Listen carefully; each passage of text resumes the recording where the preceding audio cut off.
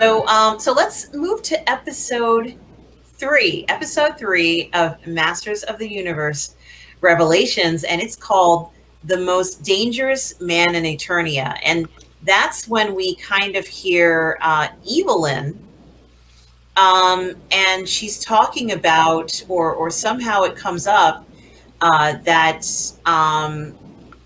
Man at Arms is, as she coins the expression, that he is the most dangerous man in Eternia. Yeah, and he proves that on more than one occasion. Yeah. Mm-hmm. Mm-hmm. And I think that it's very interesting. And she tries to tell, I guess, perhaps in just casual conversation, because they're together, Evelyn tries to tell Tila that, it's true that I talk about Skeletor a lot, but it's obvious that you still really, really care about, Adam, aka He-Man. It's obvious that you are still very, very much, enthralled with him. And I thought that was kind of interesting, because I wasn't expecting to see anything like that. That's the first time that we start seeing them bond, and we start to see her not so evil side, let's say, emotional.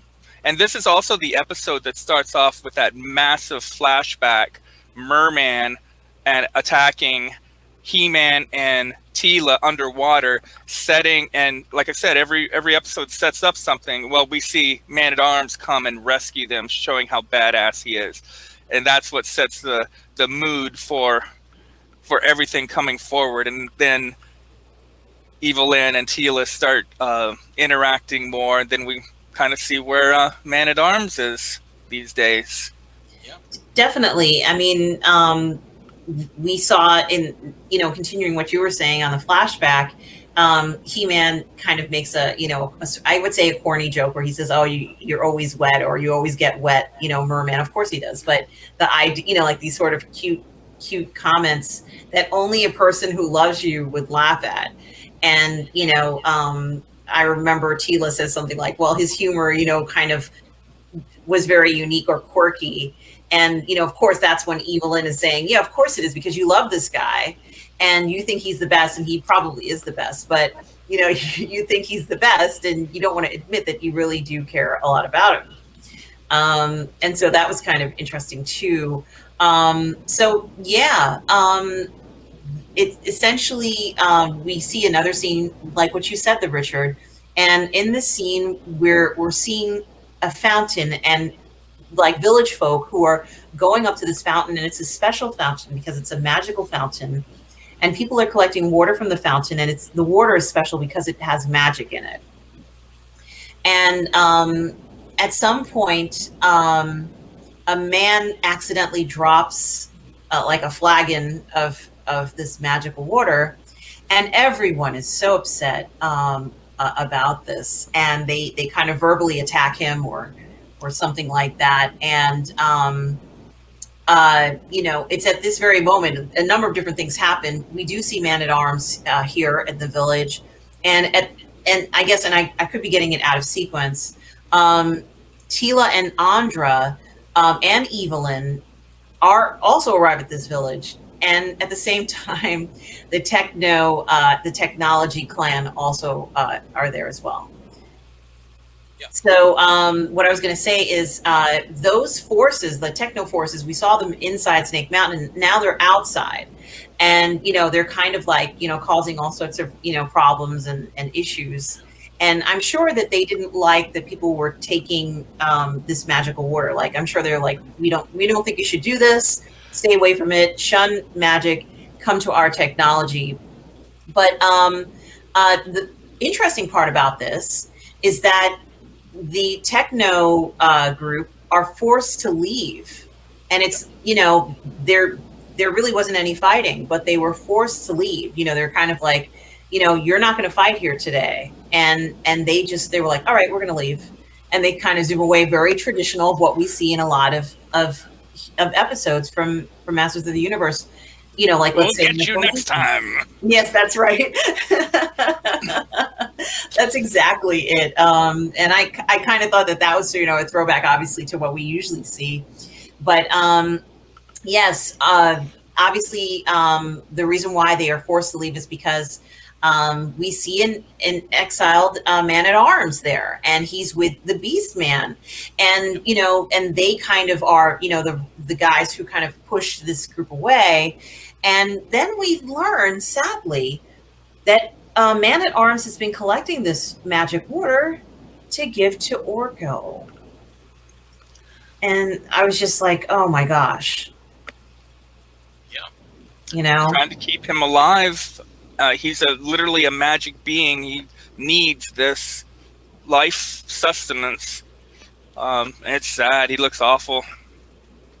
Yeah, he really does look changed, and he's a shell of what he once was. And the last time we saw him, it was in episode 1, where he's asking Teela not to leave and to stay with the kingdom. And now to see him in this state, it is kind of sad. Oh, and thank you for showing us the artwork. If you guys can see Richard's fantastic artwork. And we can see Orko right there. That's just such a beautiful representation of Orko. It's really amazing looking. Thank you, Richard. And then, Man-at-Arms, so to speak, gets into a situation where he feels, he's going to try and do everything he can to save Orko's life. But it turns out that, let's see, Roboto gets into the story. Mm. And there's a situation here where, since Teela and Evelyn are on this mission to, to get the sword halves reunited, Man-at-Arms now is involved in this, and he wants to be a part of this. And so Teela kind of asks him to go to Grayskull to help the sorceress because she's in trouble. And so Teela kind of admits in this episode, and at this point, and I guess maybe the halfway mark of the series, quote, she doesn't know how she feels about the past anymore. About the what? About the past anymore. Mm. And I thought that was very insightful, because now, I think that she was quite set in her ways as a mercenary, and she kind of has this new path for herself. But now she's kind of saying, I don't know whether I feel the same, and I think maybe some of the events that she's witnessed may be changing her opinion about, decisions she made in the past, and especially seeing, Man-at-Arms, obviously. She's going to feel differently with that. But so anyway, what ends up happening is, let's see. Do you recall that at some point they're going to go on their way to getting into Subternia? And this is one of my favorite scenes. Yes, TheRichard. But before that, when they're still talking, when she's talking with Man-at-Arms, who I still presume is her stepfather. Yes. He wants to tell her. Yeah. He wants to tell her about the sorceress, and then I think it was Evelyn this time that said, "We don't have time for." Well, I mean, he is her adopted father. Right. Adopted father. Yeah, but he's about to tell her about his her mother, and Evelyn, I think, is we can catch up on this family stuff later or something. Later, yeah. So that's the second time, I suppose, that they're trying to get. Somebody's trying to tell Teela that that her destiny is the sorceress, essentially. Yes, and it was quite a climactic moment, because it was very clearly, I mean, it was exact words that you used. He was like, Teela, there's something I have to tell you. And, obviously at a moment like that, everybody, is like, okay, what is it? Because it's going to be a big thing. And for Evelyn to, I think she takes this, the Grayskull, not the Grayskull, she takes the staff that has Havoc staff, Havoc staff, and she actually puts it in front of Man-at-Arms like face, like this almost, and she's like, no, don't do that. It's almost like I didn't see her use magic, but I almost wonder like if he didn't stop saying anything, would she have used a spell or something, to cause him to be quiet at that moment? But anything just to make sure he doesn't say too much towards her. Because, the implication of her being the sorceress's daughter is that she obviously may have powers. At least that's what I would imagine, that she's unaware of. But so it was a very, very important moment in the episode. So, and of course, as we cover more of the series, we're all waiting to see when that's going to be revealed to her. I think that they're on some kind of a barge or something, and it looks really cool. And of course, great, it looks really great. And they're on this barge, and they have to go to Saturnia. And of course, as predicted, and I think we all knew this was going to happen as they're on the sailing barge, that the mermen are going to come and attack them. Like, we all knew this. Even I knew this was going to happen. So we were just waiting for it to happen. And of course, they fight them off. And we see her hair. Oh, the white hair, you mean? Evelyn's beautiful hair. Oh my! Wonderful. It was blowing in the breeze, and she was standing up there, and it was like Evelyn. She really has come into her own in this series, hasn't she? The only thing that was missing was a wand. Her magical scepter didn't turn into a cone. Wasted opportunity. A cone. A comb, yeah. Oh, a comb. Oh, seriously. Yeah. Yes. For all those of us who are going to comb her hair and everything, right? Here's a cheesy one I did of Evelyn back there. It looks good. Playing dominatrix with Trapjaw. It looks good to me. And it's ironic that you should show that, because that's exactly what she does in this episode.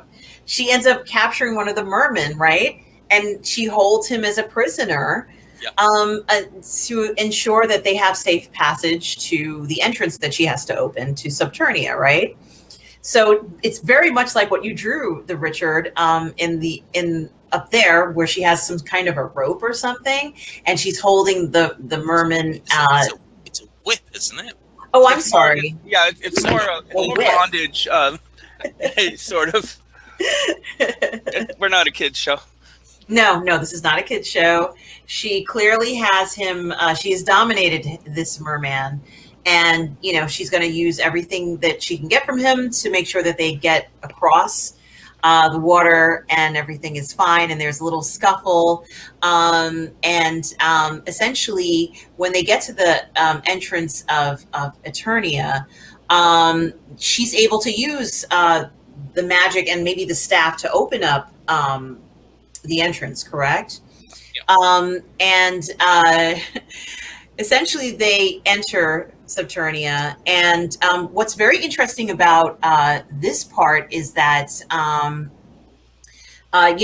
they're, this is pretty much the end of this episode, but, I couldn't have guessed what was going to happen next. I mean, I had expectations about how their journey would go, but I've never been to Saturnia. Like, I can imagine what heaven is like, but I can't imagine what Saturnia would be like. So I think for a lot of people who, have never seen it or what to expect, what might be inside, this is very exciting. Evelyn, you actually do see her use magic, and she kind of, and I hope I'm saying the right scene, there's a wall, and she uses the Havoc staff, and when she uses her magic, you can see things light up like in color on the wall, like glows.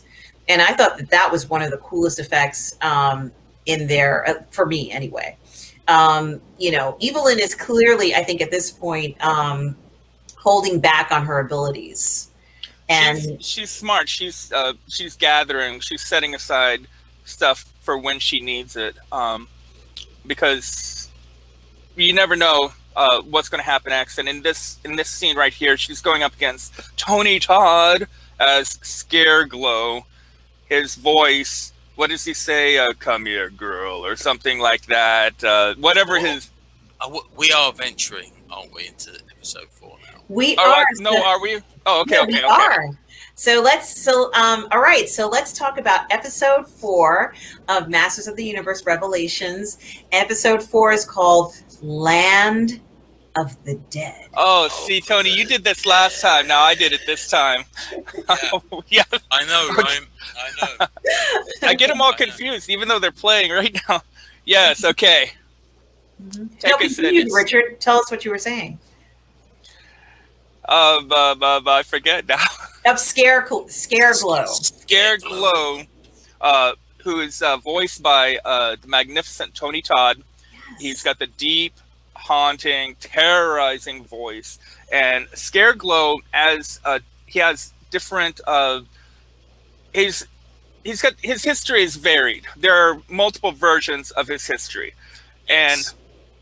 And very confusing as well, because the original action figure was Scareglow, Skeletor's ghost, which would suggest that Skeletor dies and becomes a ghost, when it apparently just means it's a ghost that's owned by Skeletor.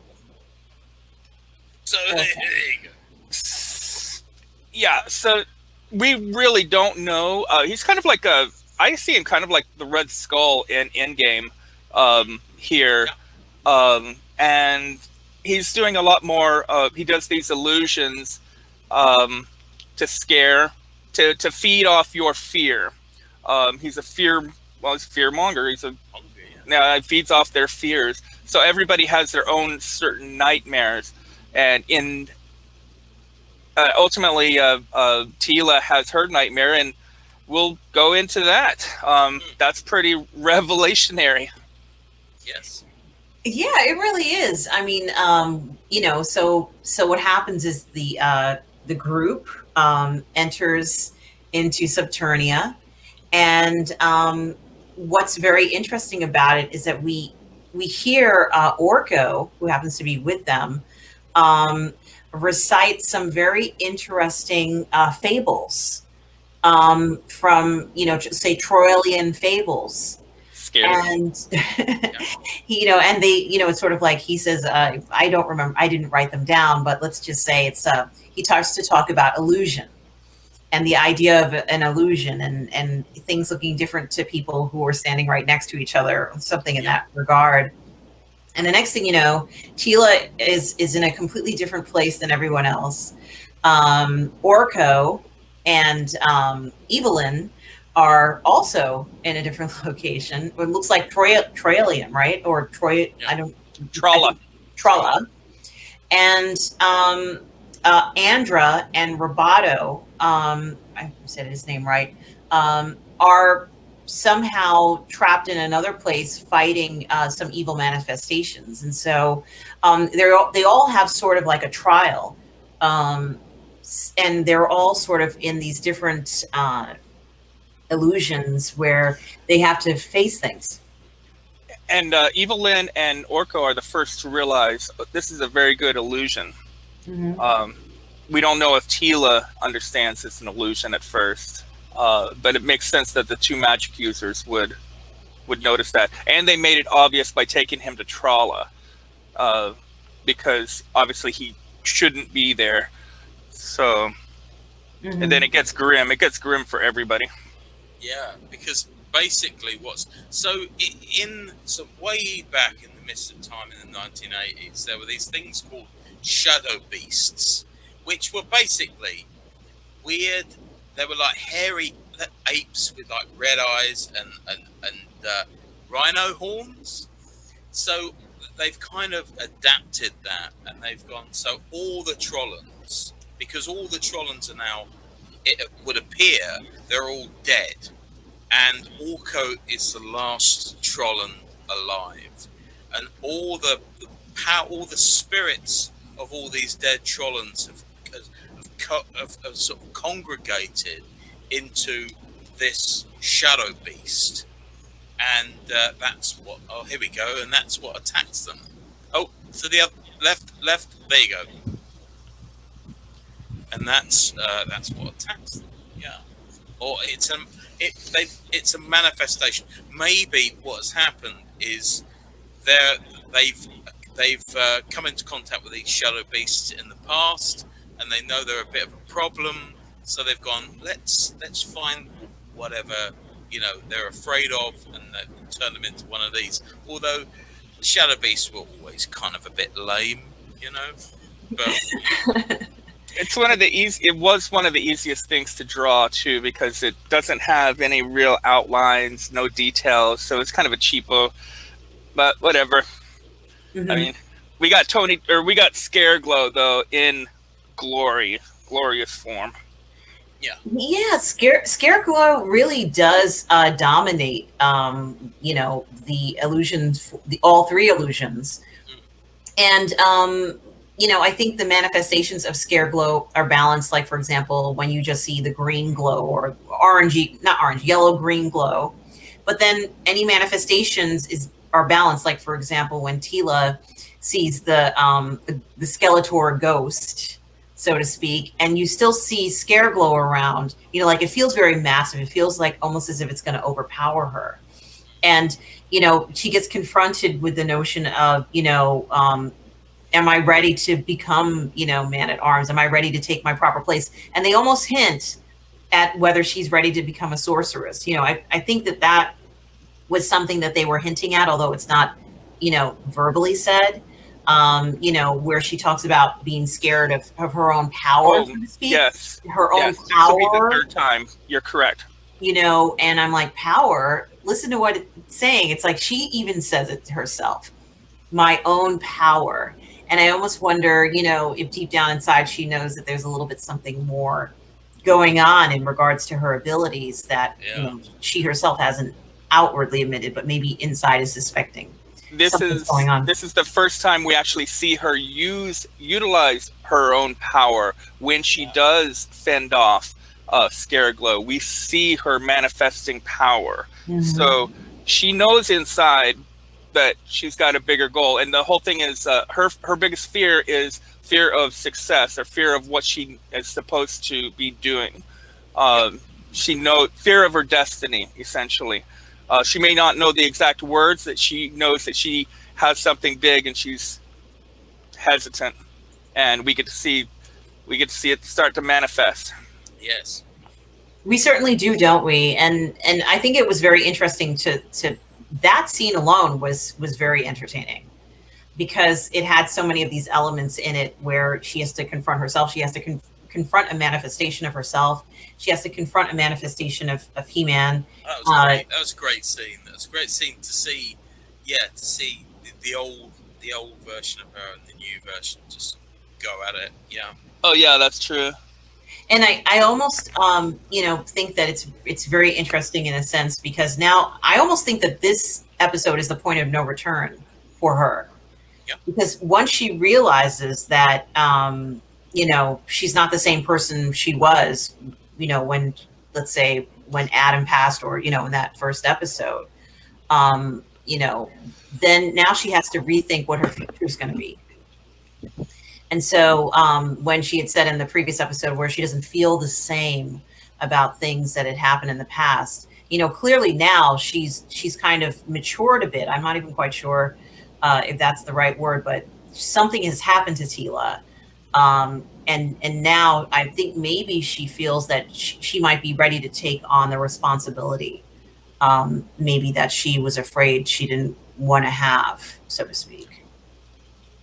But so that was a very good part. And then there was a part where in the story for regarding Orko and Evelyn.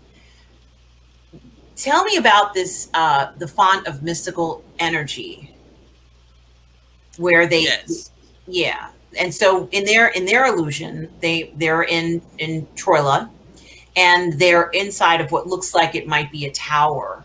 Yeah. And well. So basically, the Trollans, depending on which version of the mythology we're getting into, the Trollans basically created the universe. Right, it's their power that created the universe, and every piece of magic in it comes from them. Now, we'll get into this in the next episode, but the sword of power is originally called the sword of He, and that's where He-Man gets his name from. But that also comes from Trolla. So it's that all the magic, in fact, every part in this, obviously, in this mythology, everything in existence originally comes from Trolla, or words to that effect. So they are incredibly powerful, and it's almost like Orko. Orko is because Eternia is the planet at the center of the universe. He Orko sees himself. Obviously, So his name originally was Oracle, but he, as a child, he couldn't say that, so he became Orko, and he's kind of like an ambassador of sorts. So the Trollans, I think, originally would send an ambassador to each planet in the universe, right? But it kind of it spread their power out, and now that all magic's gone, because Eternia is at the center of the universe, and therefore is the center of all power, right? So I suppose when magic was when the magic was sort of destroyed, Orko was left alive simply because he was at the center of the universe. I kind of think that's how it works in this mythology, but so that's why, even though Orko is dying, I think that's the reason why he is at least alive at this point. Yeah, there's several different iterations of it from all the different comics and the shows. One description says that it exists in the timeless zone, and the sorceress could only open a portal for only a short time to go from Eternia to Trolla. So perhaps because of the lack of magic, there simply is no way to get back to Trolla, and it must be, it must be dying. I would imagine it doesn't look as good as it did in that vision. Yeah. Mm-hmm. Yeah, because their physical connections cut off, they've all died. They've all died, and their spirits have all sort of come to and their spirits have all hit the afterlife at the same time, and I suppose they're all confused or whatever, and so they've become this manifestation, and what I was also thinking was that since Evelyn and Orko come across the font of mystical energy, I think that's what it's called. This vision or this illusion is really important, because it allows them to find out sort of like the state of affairs of magic, I guess, if you will, or let's say the state of affairs of a specific origin of magic. And I think that in a lot of shows we've seen in the past, not with Masters of the Universe, but in other shows where you have questions about, well, what happened here? What was the outcome there? Like, whatever became of this? Here we're kind of given information. And perhaps in this episode, we can't do much with it, but it's an indication about, sort of like the state of magic. And it's important for Evelyn and for Orko to know about this particular state at this time. I think that this was created for this show, because in my my material here, it doesn't mention that particular font. It says fountain. It says it talks about the tree of life, and several other things. I think that they created that, and if they did, it was expressly for what you just said right there. It makes sense that they want to give us some explanation, fill us in. Yeah, and I also do think it's interesting that Evelyn was by Orko's side, but maybe they knew, or when I say they, let's say some other omniscient power knew that maybe Orko would not make it the next step and therefore Evelyn had to be the person kind of witness the history of what they saw, so it could be passed on. I could be wrong, but I'm guessing that that's why. Once they've overcome these different obstacles, and Andra uses sort of light to overcome the shadow, the threats from the shadow. We see that everybody's kind of together again, so to speak. And it says that, now that fortunately they have one half of the Sword of Power, and I hope I'm saying this correctly, Evelyn uses that to open a gate to Preternia. Yeah. And of course, in a very tragic event here, and it's a very powerful moment. This was like such a powerful moment for Orko, because he just gives everything he has in this moment to make sure that everybody gets out of there alive. I mean, I knew he was powerful. We knew he was powerful because, he could, no matter what the outcome of his spells were, let's say in the Filmation series, he could just whip up magic like it was nothing, like he could just, you know what I mean? Like, I thought that was the coolest thing about him, was that, he could just decide that he's going to cast a spell or do whatever he was doing with magic. And I always liked the thought of being able to do something like that. But here he was very controlled. It was very directed. And he was concentrating so hard to make sure that everyone could get away into the, and go on with their journey. This scene is so important for so many reasons. And in the history of Trala, they kind of are always on opposite day. Like, everything is upside down or backwards or inside out, whatever. So the entire filmation of watching Orko do something, like, if he was on Trala, it probably would have came out perfectly. Whereas here it comes out, he's trying to learn how to do things Eternia way.